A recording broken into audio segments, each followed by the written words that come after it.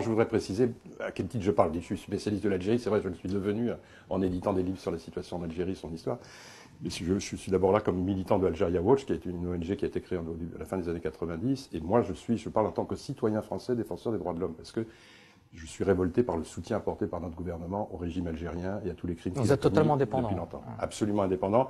Mais je parle parce que je pense que c'est important de faire de la bonne information en France pour montrer pourquoi ce régime est soutenu par nos dirigeants, de droite comme de gauche d'ailleurs, et que c'est scandaleux.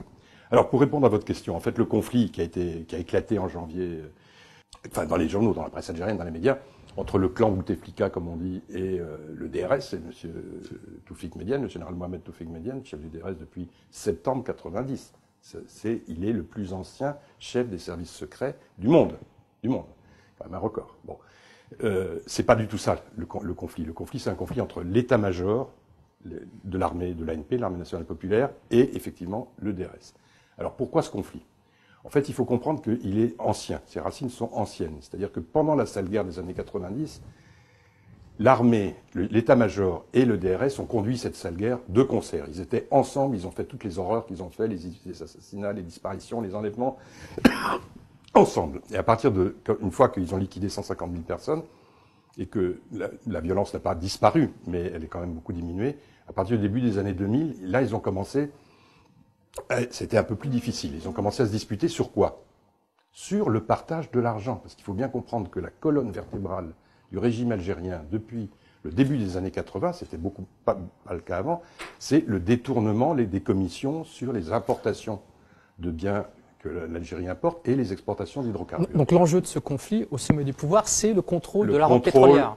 Des circuits d'argent, du détournement de la rente pétrolière, qui représente des milliards de dollars chaque année. Des dizaines de milliards de dollars depuis 30 ans. C'est absolument considérable. Donc ça, c'était traditionnellement contrôlé par un petit clan de généraux qui ont redistribué une petite partie pour arroser tout le monde et essayer d'assurer un peu de paix. Mais le gros, c'est eux. Et maintenant, ils vieillissent tous. Ils vieillissent tous. Le général Médiane, il a 74 ans. Le général Gaïd Salah, il a le même âge. Le chef d'état-major de l'ANP. Le président Bouteflika, il a 77 ans. Bon.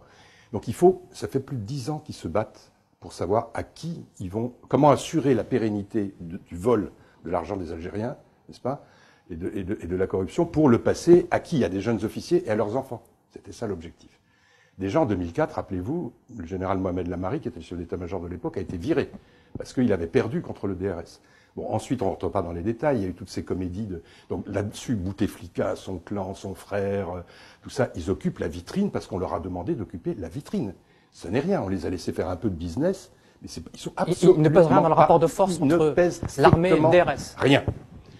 Voilà, ça c'est le tableau général. Alors maintenant, qu'est-ce qui s'est passé en 2013? Il s'est passé quelque chose de très important qui va précipiter, disons, cette crise qui couvait, où ils n'arrivaient toujours pas à trouver la solution de pérennité, etc. C'est In Amenas, Tingentorin. L'attaque terroriste de la base de Tingentorin le 16 janvier 2013, qui va se terminer dans le sang, n'est-ce pas? Or, on va apprendre, avec la mort de 39 otages occidentaux, enfin de travailleurs occidentaux qui étaient là, des Américains, des Anglais, des Japonais, des Norvégiens, un Français. Et on va dire, le gouvernement algérien va dire, nous avons réglé la situation, on a éliminé tous les terroristes, malheureusement, ils ont assassiné les otages. C'est faux.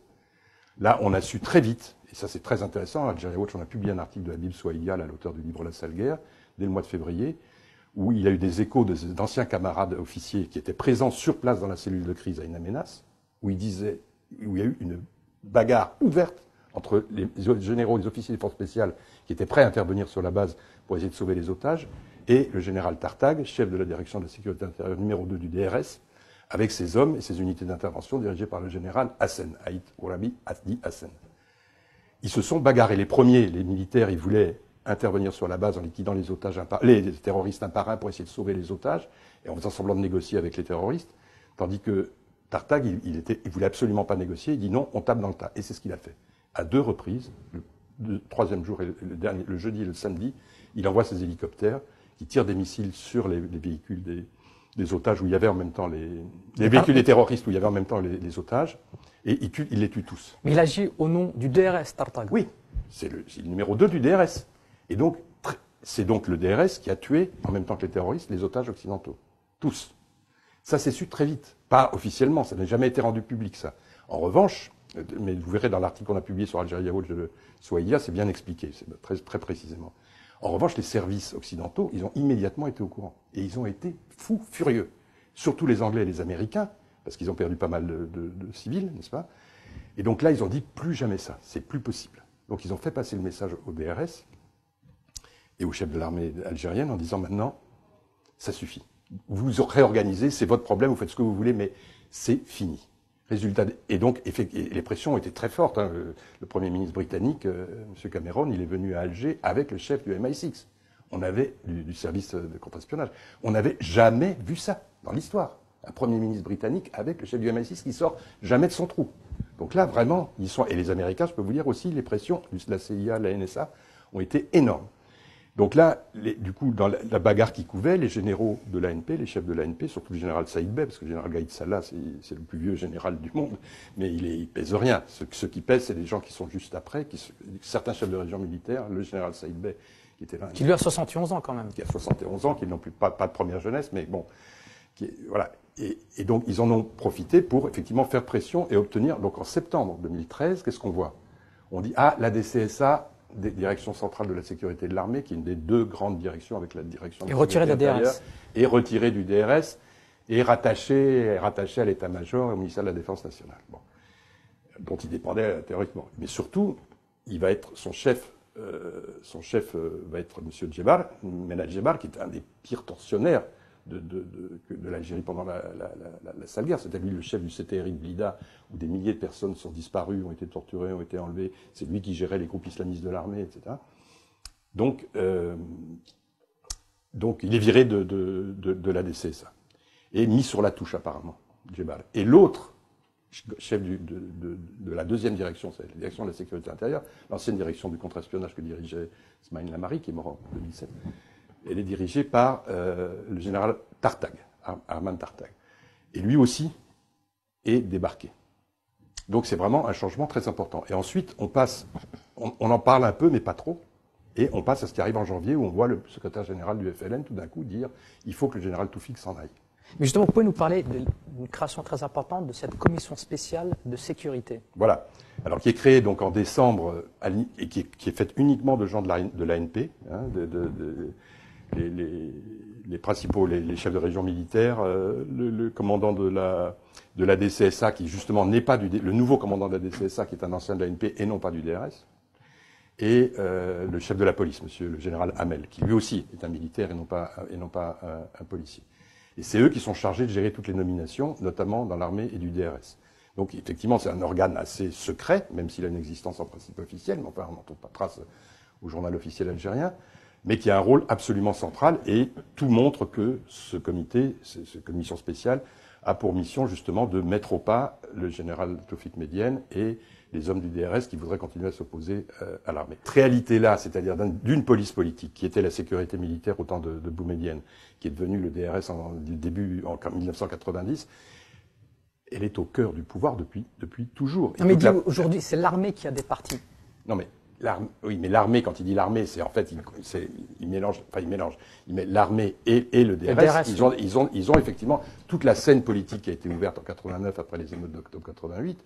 Elle a eu une réalité, une certaine relative autonomie pendant 2 ans, jusqu'à ce que les réformateurs soient virés au printemps 91. Après, c'est une scène politique entièrement, moi j'appelle ça l'Algérie Potemkine. C'est-à-dire tous les partis politiques qui sont là, c'est pour la façade, ils sont tous tenus d'une façon ou d'une autre, etc. Ils n'ont aucun poids, aucun rôle, sinon distribuer de l'argent éventuellement. Bon, voilà, c'est comme ça. Mais donc, ce qu'il faut, vous voyez, vous dites que ça bascule du DRS vers l'ANP, c'est plus compliqué que ça, parce que c'est pas nouveau, le jeu de bagarre entre les généraux de l'ANP et le DRS. Déjà en 2006, rappelez-vous, il y avait une sombre histoire, Brand-Roots Condor, où les gens de l'armée avaient compris que des valises de commandement secrètes pour communiquer entre généraux achetées aux Américains par le DRS et par Toufik étaient truquées et que toute leur communication passait en Israël et aux États-Unis. Ils étaient fous furieux. Là, Toufik Médienne, il en a pris un coup. Après, il s'est refait, et voilà. Mais donc, pourquoi ça éclate en janvier? Parce que, pour 2 raisons, je dirais, c'est-à-dire que là, pour cette affaire que je disais de Tingan-Turin et les réformes qu'ils ont dû faire à l'intérieur du DRS sous les pressions anglaises et nord-américaines, et aussi parce que effectivement, là, il commence à y avoir une urgence pour savoir comment on va pouvoir se répartir le contrôle des commissions et de l'argent. Et là, on n'a rien réglé. C'est pour ça que finalement, ça devient très aigu, mais Tawfik Médiane a des moyens de faire pression sur les généraux. Certains, même de ces hommes à lui, vont trahir, entre guillemets, et passer dans le camp de l'état-major. On dit que c'est le cas du général Tartag, qui serait passé maintenant du côté de l'état-major. Mais néanmoins, il les tient tous. Il a des dossiers sur tous. Donc, fin février, la fin de la récréation est sifflée. Et on arrête d'utiliser les journaux et les différents relais pour se taper dessus. Plus rien. Vous avez vu, la presse algérienne, journaliste dans la presse algérienne, moi je suis frappé par la qualité de certains reportages sur des questions sociales en particulier, sur des émeutes, etc., que je trouve absolument remarquables et que je m'emploie d'ailleurs à faire connaître et qu'on s'emploie à faire connaître par notre site. Mais sur les questions sécuritaires et les questions de corruption, ça c'est entièrement contrôlé par le DRS, y compris par des journalistes qui sont aussi des officiers du DRS et qui sont dans les différentes rédactions. Il n'y en a pas énormément, mais voilà, c'est le sécurité. Alors, ce qu'il y a d'intéressant, c'est que c'est vrai qu'il y a encore, mettons, 4-5 ans, le mot DRS n'existait pas, ni dans la presse francophone, ni dans la presse arabophone. C'est pas ? Là, il a commencé à apparaître. Puis le mot, en revanche, Tawfik Médiane n'existait pas. Il a commencé à apparaître. Donc, c'est un signe d'affaiblissement ? C'est quand même un signe que, effectivement, le contrôle, c'est un signe de vieillissement, si vous voulez, de tout ce dispositif de police politique très fort, qui n'a pas réussi à se renouveler, qui n'a pas réussi à faire émerger des nouveaux responsables, parce que, justement, c'était le problème de l'argent qui était entre les deux. C'est-à-dire, si je passe le contrôle de tel circuit de corruption qui représente des milliards de dollars au colonel machin ou au général truc, eh ben, moi, je l'aurais plus, qu'est-ce qu'il va faire avec? Il peut se retourner contre moi. Donc, ils sont paralysés. Bon, le pauvre Abdelaziz Bouteflika, il a été obligé, enfin, on voit dans quel état il est, quoi, les quelques séances télévisées, il fait pitié, quoi. On a envie de dire, pauvre homme, qu'il le laisse tranquille et qu'il finisse sa vie en paix, et puis voilà. Donc là, non, comme il n'y avait pas d'autre solution, ils l'ont obligé à faire, voilà, qu'il était candidat à 4e mandat, etc. Toutes ces salades-là, mais bon. Mais il n'y avait pas d'autre solution, il n'y avait pas, comment dirais-je, un candidat alternatif, une solution alternative? Il faut que vous compreniez qu'il fallait qu'ils se mettent d'accord entre eux, donc ces généraux de l'armée et ceux du DRS, sur deux choses. C'est-à-dire qui va contrôler les circuits de corruption dans les années qui viennent, et qui va représenter l'Algérie Potemkine, la façade pseudo-démocratique du régime, vis-à-vis de l'étranger et annexement de la population algérienne, dont ils n'ont par ailleurs rien à foutre. Mais il fallait qu'il y ait deux choses. Bouteflika, il était bien en 99, vu son audience internationale, il a joué le rôle justement d'étouffement des crimes, voilà. Et maintenant, trouver la bonne personne qui sera efficace vis-à-vis à l'étranger et en même temps couvrira efficacement les circuits de corruption occulte, c'est très difficile. C'est très difficile. Ils n'ont pas trouvé. Donc effectivement, il peut y avoir un durcissement après le 17 avril, après l'élection, dont le résultat importe peu de toute façon. Mais après, ça va continuer. Donc effectivement, on peut craindre que ça peut déraper, que ça soit comme ça avait été le cas en 98, rappelez-vous les atroces massacres de la Mitidja et de l'Est, de Sidi Bel Abbès. C'était fait par les islamistes de l'armée, c'était des messages, maintenant on sait, c'était des messages des chefs de l'armée du DRS à le général Yamin Zeroual qui voulait étendre un peu son pouvoir, qui voulait faire passer un accord avec le fils, etc. C'est incroyable. Donc ils sont habitués, ces généraux dont je parlais tout à l'heure, Djebar, Tartag, même s'ils sont plus ou moins sur la touche, mais les chefs de région militaires, ils commandaient des régiments qui ont fait des horreurs également. Donc la majorité, ce sont des assassins, des criminels contre l'humanité. Donc la vie humaine, sauf la leur, n'a aucune importance, strictement aucune. Donc tout est possible. Et on a vu à une menace que quand ils se bagarraient entre officiers de l'ANP et officiers du DRS, les armes sont sorties, on dit des témoins. Et on a entendu des cliquetis. Donc ils étaient à 2 doigts de se tirer dessus. Donc vous voyez, il peut se passer des choses, une déstabilisation profonde, une implosion du régime qui, dans l'état où est la société algérienne et son économie aujourd'hui, peut être tout à fait dramatique.